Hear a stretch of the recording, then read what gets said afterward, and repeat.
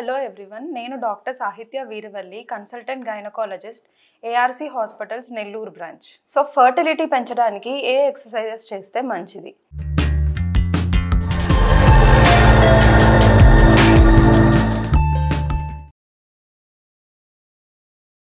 కొంతమంది simple walking చేసుకోవచ్చు, లేదంటే విల్లింగ్ ఉంటే స్ట్రెంగ్త్ ట్రైనింగ్ ఎక్సర్సైజ్ అంటే వెయిట్స్ లిఫ్టింగ్ అలాంటివి ఏదైనా మోస్తాదుగా మోడరేట్గా చేసుకోవాలి.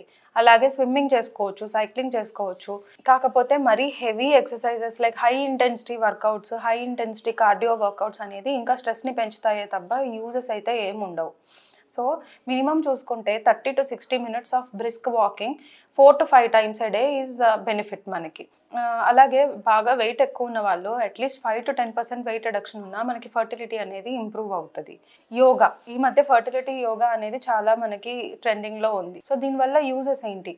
ఒకటి, బాడీ మైండ్ కోఆర్డినేషన్ ఉంటుంది, కామ్నెస్ ఉంటుంది, యాంగ్జైటీ స్ట్రెస్ అనేది తగ్గుతుంది, హార్మోన్స్ అన్నీ బ్యాలెన్స్గా ఉంటాయి. అలాగే రిప్రొడక్టివ్ ఆర్గన్స్ అంటే యూట్రస్ కానీ ట్యూబ్స్ కానీ వీటికి బ్లడ్ సప్లై అనేది పెరుగుతూ ఉంటుంది అండ్ చెడు టాక్సిన్స్ అనేది బాడీలోంచి వెళ్ళిపోతాయి. So yoga is definitely helpful.